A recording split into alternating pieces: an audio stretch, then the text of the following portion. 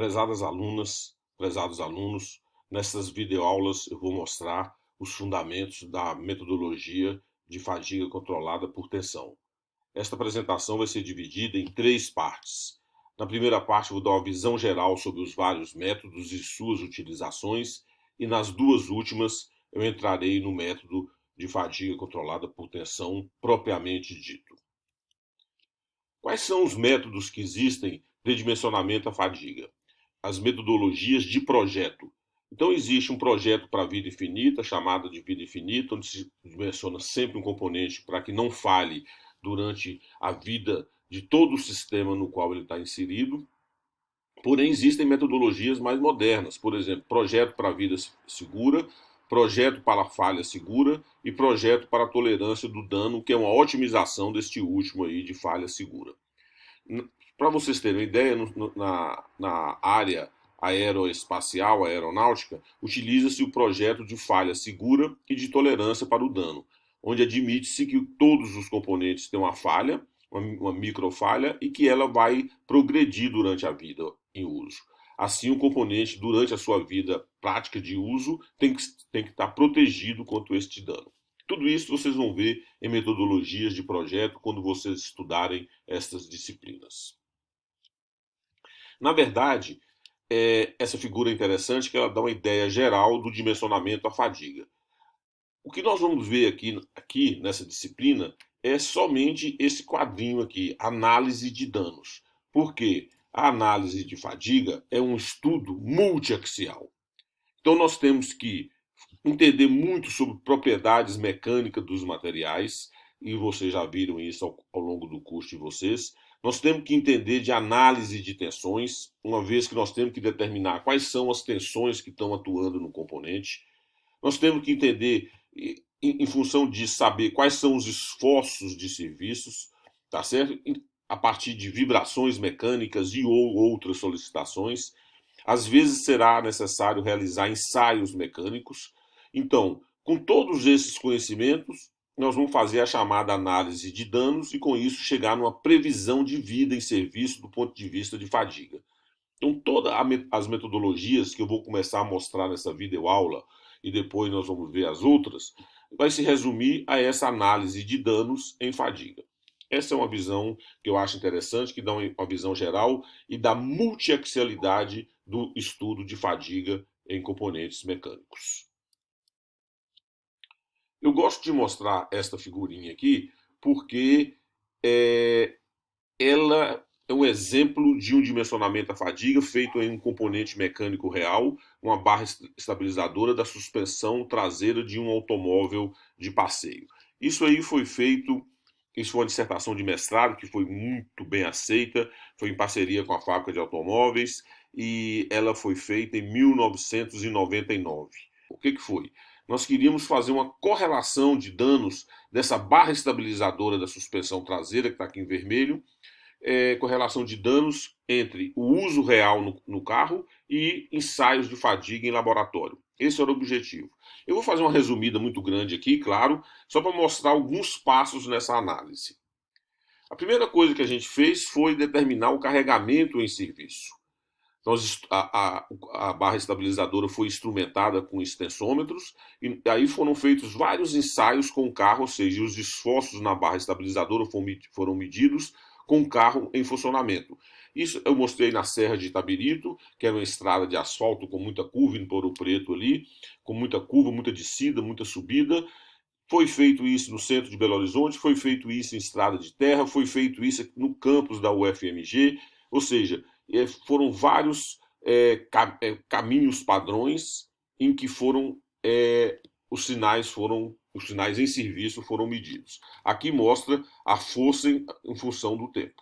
As deformações em função do tempo, desculpa. É muito importante fazer uma análise, além de análise experimental, fazer uma análise numérica. Nesse caso aqui, está mostrando o resultado de uma análise por elementos finitos na barra estabilizadora.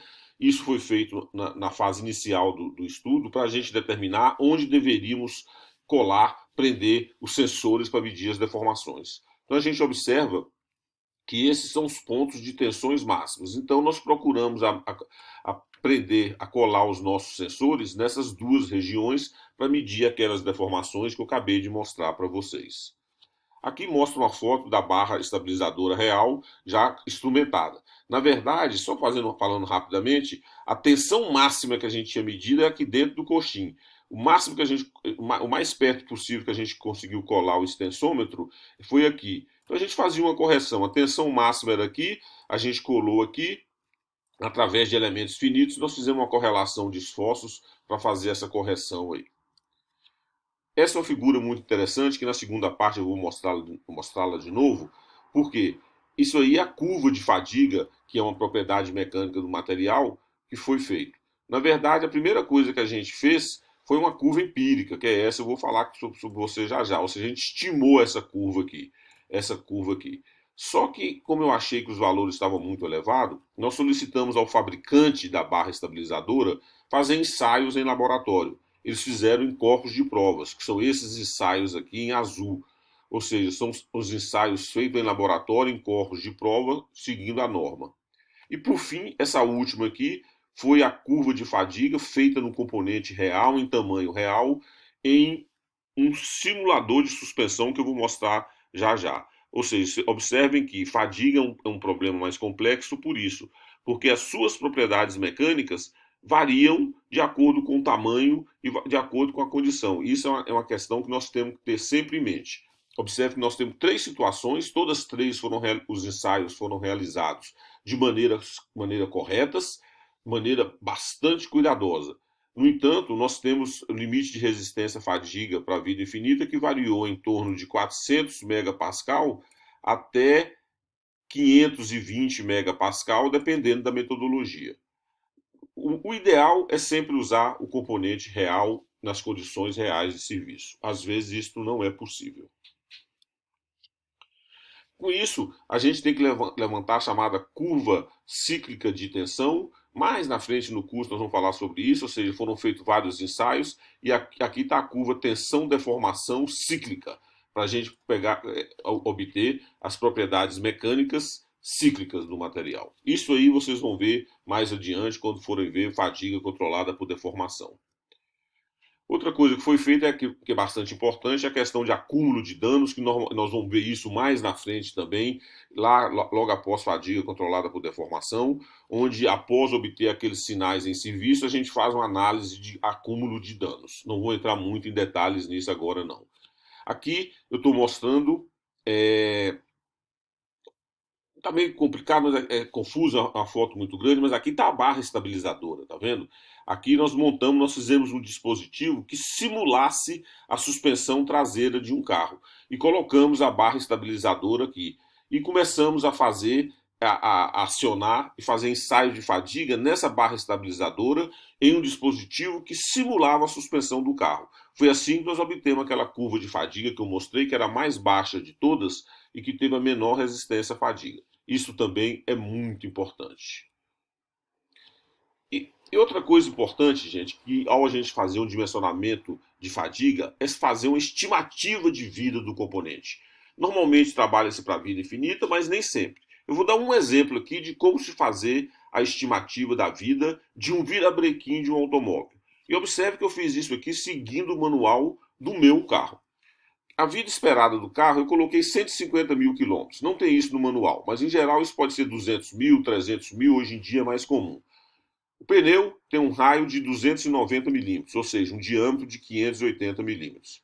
Qual que é o comprimento da circunferência do pneu? Π vezes o diâmetro. Π vezes 580, que vai dar 1.822,12 milímetros, e passei isso para quilômetro, que é a nossa referência. Uma rotação do pneu significa que o carro vai andar este valor aqui em quilômetros, ou seja, a circunferência do pneu. A pergunta que eu fiz é, quando o carro andar 1 quilômetro, quantas rotações o pneu vai dar? Quantos giros ele vai ter? Fazendo esse cálculo, eu cheguei ao valor de 549 rotações por quilômetro. Ou seja, o eixo, o semi-eixo, o rolamento, o pneu, tudo que está ligado a eles, vão girar 549 vezes por quilômetro rodado. Para uma vida que eu falei de 150 mil, quantas rotações terão o pneu? Fazendo esse cálculo, vai dar 82 milhões de rotações, ou 82 milhões de ciclos. tá certo? Ou 8,2 vezes 10 a 7. Se eu quiser saber o virabrequim, fiz uma estimativa média de relação de redução entre o pneu e o motor, de 3 para 1, isso aí pode variar. Ou seja, lá no motor, o virabrequim, para esses 150 mil quilômetros, vai precisar de 250 milhões de rotações, 250 milhões de ciclos. Então, se eu fizer uma previsão de vida, fazer um dimensionamento de, se eu fizer um dimensionamento de vida para esse virabrequim, eu tenho que levar em conta que ele terá que ter uma vida de 250 milhões de ciclos ou de rotações.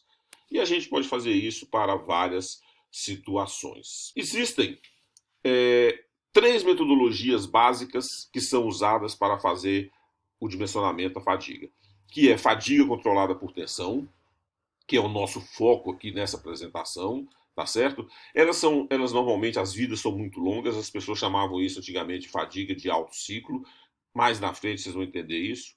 Existe a fadiga controlada por deformação, onde localmente eu posso ter microdeformações plásticas, em geral as vidas são menores, e essas duas aqui consideram apenas o início da trinca, ou seja, a falha ocorre quando a trinca atinge um tamanho de grão mais ou menos.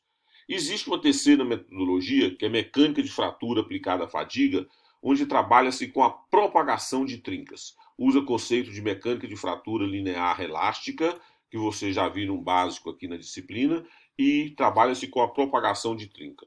Resumindo, essas duas aqui trabalham com a nucleação, com a criação da trinca, e a última com a propagação de trinca. Nós vamos ver detalhadamente, a partir de agora, cada um desses três metodologias. Nessa apresentação, como eu falei, nós vamos começar a ver fadiga controlada por tensão.